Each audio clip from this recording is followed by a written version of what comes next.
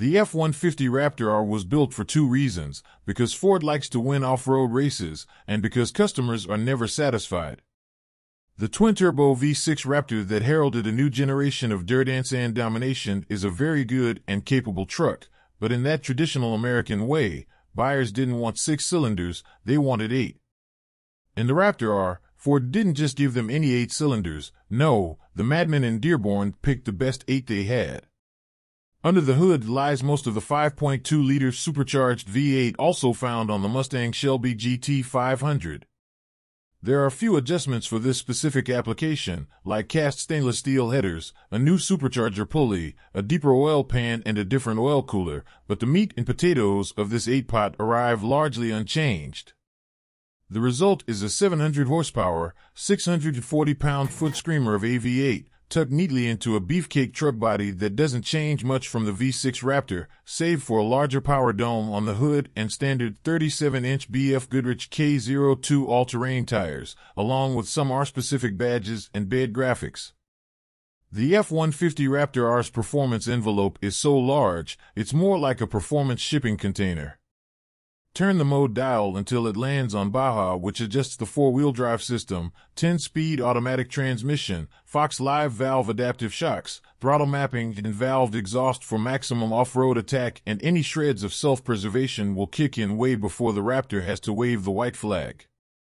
Mash the throttle like a Thanksgiving side dish and the Raptor R's tires dig deep for traction before shooting off toward a seemingly way too steep dune, leaving only rooster tails of sand and an exhaust note people can probably hear in Chicago. Tapping the rear differential lock optimizes power delivery as the Raptor R goes up and over without issue. In Baja mode, the standard 12-inch touchscreen also helps out with a forward-facing camera feed, complete with tire markings, ensuring no decline gets taken at an incorrect angle. Silver Lake sand isn't just piled up, though. There are also long, flat stretches, littered with puddles from yesterday's rain and chattery undulations of tire ruts. This is where Baja mode, and the Raptor R in general, really comes into its own. As the digital speedometer starts displaying numbers typically seen on interstates, the truck couldn't give less of a crap what material is underneath it. With 13.1 inches of ground clearance and between 13 and 14 inches of wheel travel, the Raptor R's body remains stable while the suspension and tires soak up all that junk, leaving a surprisingly comfortable high-speed blast toward the shoreline. All this capability begs to be used, and when it is, all it breeds is confidence. Oh, that high-speed turn felt surprisingly sedate? No problem, just jam the loud pedal for longer and let the numbers rise higher. Turn off the rear locker and give it some mildly inappropriate mid-corner juice to engage in a power slide so lurid it can only be sold in a closed-off area at the back of the video store. It's hard not to feel nigh invincible when the speed increases with every pass of the park, yet the truck soldiers on entirely unperturbed. It'll jump, too. Ford's engineers set up a sandy ramp for the specific purpose of sending the Raptor R skyward, and it does so with surprising aplomb, landing softly on the other side as if it were a mere neighborhood speed bump. Let me give you a piece of advice that wasn't given to me. Should you choose to jump this truck, make sure all the cubbies in the massive center console are closed, lest you end up spending 5 minutes searching under the front seat for the key fob. I'll forgive you for thinking that a truck with all this suspension travel and off-road capability might not be the best thing with which to tackle paved roads, but it's okay, everybody is wrong sometimes. On the way to and from Silver Lake, the Raptor R proved to be quite the asphalt companion.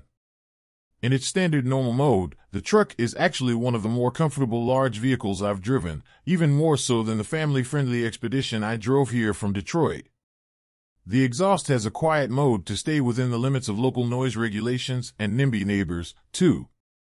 For those craving to get just a little more aggressive, Sport mode now automatically engages 4-wheel drive for maximum traction, throwing a little more exhaust noise into the mix, as well, and the ride never becomes so stiff that it's uncomfortable. Considering the reality that more than a few Raptor RS will never once see the dirt, it's good to know that this truck can play the part of daily driver and be no less exciting. The Raptor R comes from the factory with just about every option, including creature comforts that work well both on and off-road. The standard leather and suede Recaro seats are cushy and supportive, and the real carbon fiber trim looks pretty sharp. The 12-inch display in the dashboard runs Ford's Sync 4 system, which is responsive and easy to navigate, and it includes both Apple CarPlay and Android Auto. A load of active and passive driver aids are also standard, including forward collision warning, automatic emergency braking, blind spot monitoring, and lane keeping assist. Then again, for what Ford is charging, it'd better be well contented from the factory. A 2023 Ford F-150 Raptor R will set you back $109,145, including $1,795 for destination, which is nearly $30,000 more than a base V6 Raptor. It's a toughish pill to swallow when you consider that a big chunk of this truck's capability comes standard regardless of what's under the hood, but if you absolutely crave some V8 goodness while doing unspeakable things to whatever off-road park will have you, the Raptor R is one seriously impressive machine.